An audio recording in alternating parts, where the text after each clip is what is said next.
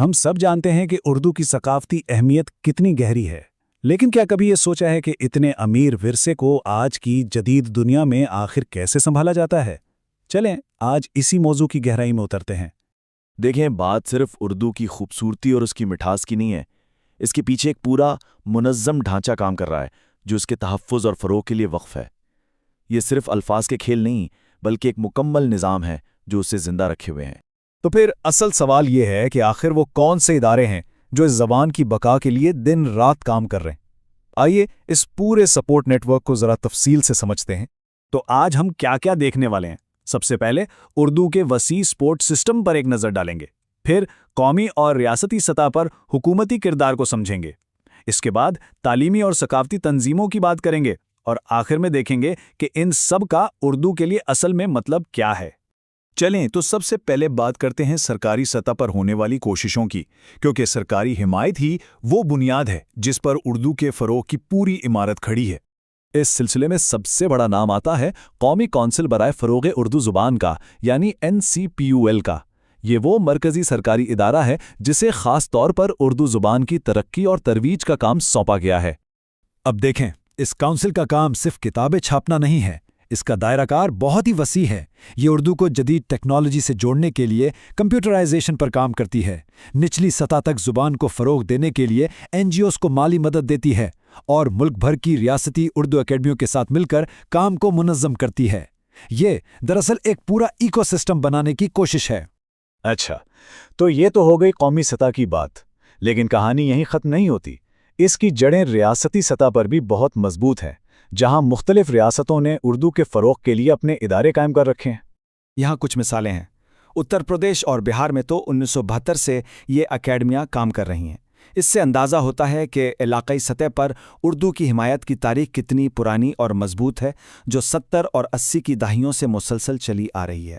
حکومتی اداروں کے بعد آئیے اب اس نظام کی دوسری پرت کو دیکھتے ہیں، وہ ادارے جو تعلیم، تحقیق اور ثقافتی ورثے کو سنبھالنے کی ذمہ داری نبھا رہے ہیں۔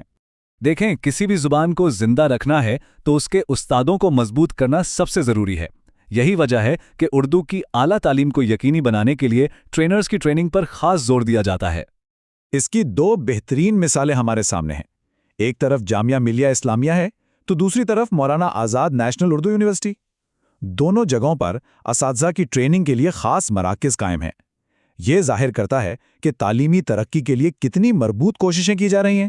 جدید تعلیمی اداروں سے ہٹ کر اب ذرا ان تنظیموں کی طرف چلتے ہیں جن کی جڑیں تاریخ میں بہت گہری ہیں، یعنی 100 سال سے بھی زیادہ پرانی۔ انجمن ترقی اردو کی کہانی تو خود ایک تاریخ ہے۔ اس کا سفر علی گڑھ تحریک سے شروع ہوا، پھر مولوی عبدالحق جیسے عظیم رہنما کی قیادت میں پروان چڑھا، اور یہاں تک کہ تقسیم کے بعد بھی دونوں ملکوں میں اپنا کام جاری رکھا۔ یہ اس ادارے کی لچک اور مضبوطی کی سب سے بڑی علامت ہے۔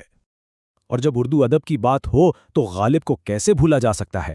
آئیے اب ان اداروں کا ذکر کرتے ہیں جو خاص طور پر غالب کی میراث کو زندہ رکھنے کے لیے بنائے گئے ہیں۔ غالب اکیڈمی کا قیام 1969 میں ٹھیک ان کے مزار کے پاس کیا گیا۔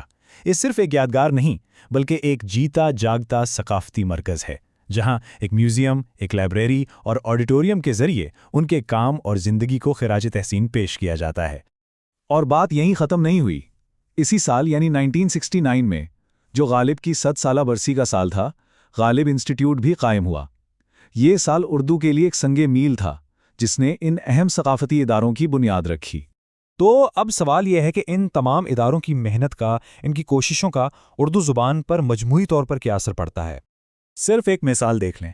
انجمن ترقی اردو پاکستان نے اب تک 600 سے زیادہ کتابیں شائع کی ہیں۔ یہ کوئی چھوٹا عدد نہیں ہے۔ ان میں نایاب لغات سے لے کر تحقیقی جرائد تک شامل ہیں، جو اسکالرز اور طلباء کے لیے ایک انمول خزانہ ہے۔ یہ ان اداروں کے ٹھوس کام کا صرف ایک چھوٹا سا نمونہ ہے۔ تو آخر میں ہمیں کیا تصویر نظر آتی ہے؟ ہمیں ایک پورا متحرک ایکو سسٹم نظر آتا ہے۔ یہ نظام علمی اشاعتوں سے لے کر اساتذہ کی تربیت، مالی امداد، ثقافتی تقریبات اور ڈیجیٹل وسائل تک ہر شعبے میں اردو کی خدمت کر رہا ہے۔ تو اتنے مضبوط سپورٹ نیٹ ورک کو دیکھتے ہوئے یہ سوچنا تو بنتا ہے کہ 21ویں صدی میں اردو کا مستقبل کیا شکل اختیار کرے گا۔ یہ ایک ایسا سوال ہے جو ہمیں سوچنے پر مجبور کرتا ہے۔